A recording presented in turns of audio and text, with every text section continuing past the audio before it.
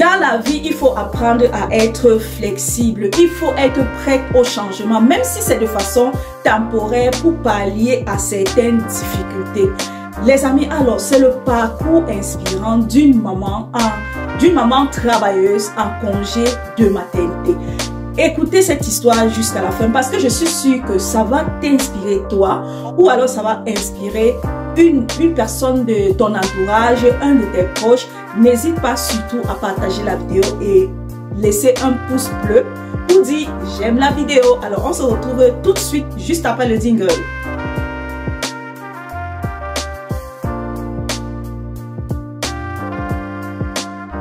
C'est l'histoire de Paulina.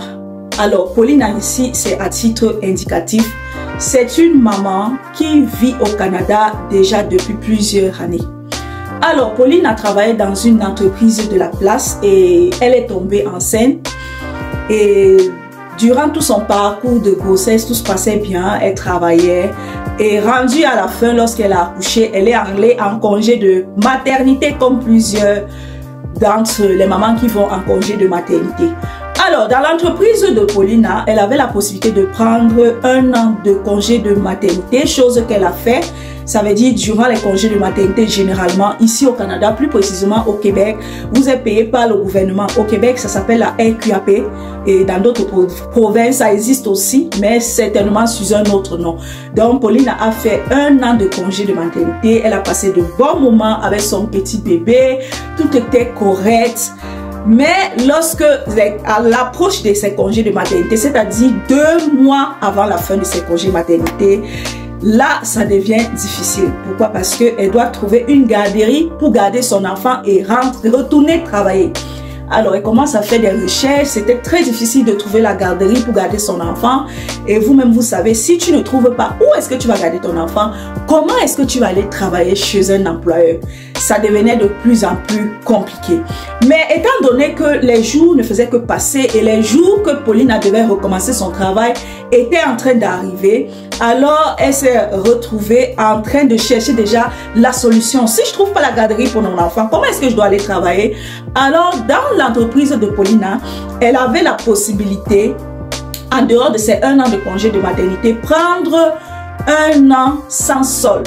Ça, c'était un privilège. Ça, c'est l'un des privilèges qu'offrent plusieurs entreprises aux femmes qui accouchent. Donc, tu peux prendre tes congés de maternité qui sont payés, mais lorsque c'est fini, tu as la possibilité de prendre encore 1 année sans solde. Ça dépend. Surtout les mamans qui n'ont pas trouvé de garderie, qui veulent encore passer du temps avec les enfants. Il y a certaines entreprises qui te privilègent cela. Alors, directement, 1 mois avant la fin de ses congés, Paulina s'est rendue compte que ça devenait de plus en plus dur. Ce qu'elle a fait, elle a directement appliqué, elle est allée en ligne, elle a appliqué directement auprès de son employeur. Alors, je prolonge mon congé de maternité, je vais prendre 1 année supplémentaire sans solde. Alors, pourquoi elle a fait ça? Pourquoi elle a fait ça? Parce que elle avait besoin il fallait bien qu'elle trouve qui va garder son enfant pour retourner aller travailler, chose qui n'était pas facile. Et elle ne pouvait pas aussi peut-être donner ses horaires comme elle voulait parce que son travail avait des horaires fixes. Il fallait être là du lundi au vendredi, chose qui devenait de plus en plus difficile. Alors, elle a appliqué pour avoir 1 année sans solde, étant donné qu'elle avait le droit de le faire. Ça a été approuvé. Alors, ce que Paulina a dit, ok, là au moins, elle avait la conscience tranquille parce que au moins, elle pouvait garder son enfant pour continuer de chercher la garderie, une garderie qui pouvait l'accepter, chose qui était un peu difficile parce que vous savez, les services de garde de nos jours, il y a tellement de manque d'éducatrices. En plus aussi, parfois, la liste d'attente est très longue et puis on tarde à t'appeler. Alors, Paulina, c'est bien, elle travaillait dans une entreprise, elle avait un bon poste de responsabilité, mais là, elle se retrouve coincée. Parce que quand tu prends 1 année sans solde, ça veut dire que tu n'auras pas d'entrée d'argent. Ça veut dire qu'on ne va pas te payer. Alors là, maintenant, comment est-ce que tu vas faire pour subvenir à tes besoins au quotidien? Alors, c'est là où Paulina a commencé à réfléchir. Elle ne savait pas ce qu'elle devait faire. Elle était prête à tout faire. Parce que en fait, la bonne chose, c'était que c'était quand même c'est quand même une femme flexible, qui est prête au changement, qui est prête à tout faire, même si c'est de façon temporaire, pour que sa situation puisse s'améliorer. Alors, ce qu'elle a fait, elle a trouvé un organisme communautaire qui recrutait des éducatrices pour s'occuper des enfants. Et dans cet organisme communautaire-là, tu avais la possibilité de donner tes horaires comme tu voulais. Donc, il n'y avait pas de contrainte au niveau de travailler de lundi à vendredi, de travailler peut-être de 7h à 15h, de 8h à 16h, de, je sais pas, 8h à 17h. Il n'y avait pas cette contrainte-là. Et en plus, tu n'étais pas obligé de travailler le week-end. Alors, directement, Pauline Amat, elle s'est dit, ok, ce travail, les horaires sont quand même flexibles, ça m'intéresse parce que autour d'elle, quand même, elle avait des gens qui pouvaient garder les enfants, mais pas pour une longue période, ou alors il y avait l'un de ses proches de la famille qui pouvait rester parfois avec les enfants quand ils sont disponibles. Étant donné qu'elle avait besoin d'avoir quand même les petites entrées d'argent pour ne pas dépendre forcément de son entourage ou bien de se retrouver dans des situations difficiles, ce qu'elle a fait, elle a décidé d'aller faire une petite formation pour garder les enfants. Alors, cette formation-là, c'est quoi? En fait, c'est une formation de 72 heures où on t'apprend juste les préliminaires, comment est-ce que tu peux prendre soin des enfants. Et après ça, oui, je pense qu'ici au Québec, ça se fait 72 heures. Après ça, elle a fait sa carte de secourisme pour s'occuper des enfants au cas où il y aura un problème. Et là où elle était éligible, elle a déposé sa candidature auprès de cet organisme. Elle a été recrutée. Alors, ce que Pauline a fait, c'est quoi? Elle donnait ses horaires. C'est elle qui donne ses horaires en fonction de ses disponibilités. Et puis, elle allait garder les enfants des mamans qui avaient besoin du répit chez eux. Donc, c'est un peu comme ça que fonctionnait cet organisme-là. Donc, ce qui fait que Pauline a des fois à ses temps libres ou alors elle avait trouvé quand même une garderie qui pouvait garder son enfant juste pour quelques heures, mais pas pour toute une journée. En attendant de trouver une garderie à temps plein, donc elle faisait garder son enfant et entre-temps, elle allait travailler dans cet organisme-là. Elle donnait ses horaires quand elle voulait. Et aussi, lorsque ses proches étaient disponibles pour garder son enfant, elle donnait assez d'heures. Donc, je peux dire que c'était vraiment les horaires étaient vraiment très flexibles et puis ça la permettait de pouvoir pallier à son problème actuel.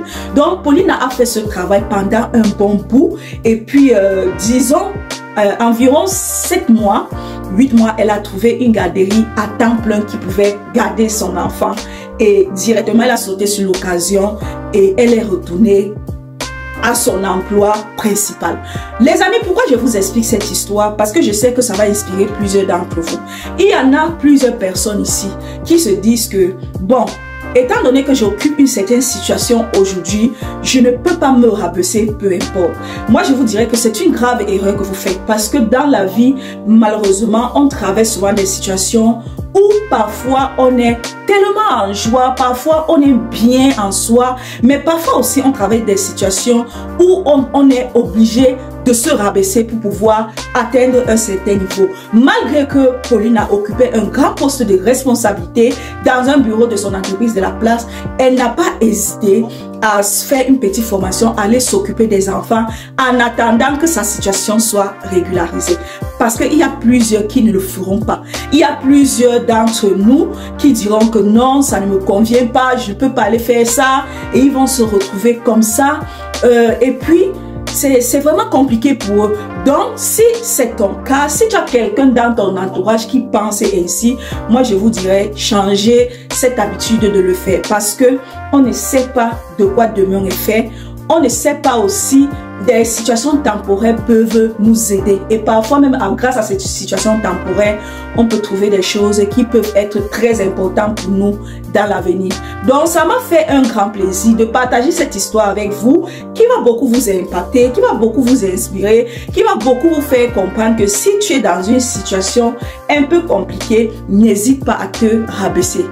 Ah oui, je te le dis. Parfois, on a tellement de plans autour de nous. On a le plan 1, 2, 3, 10. Parfois, le plan 10, c'est celui qui est le plus petit, c'est celui qui est le plus minable. Mais dans les situations compliquées, c'est ce plan-là qui vient nous sauver. Soyons flexibles et avec ça, on ira au sommet et on va aller très loin. J'arrive comme ça à la vidéo. Ça a été un plaisir pour moi de partager ceci avec vous et je vous souhaite une bonne journée et rendez-vous dans une prochaine autre vidéo. Bye bye!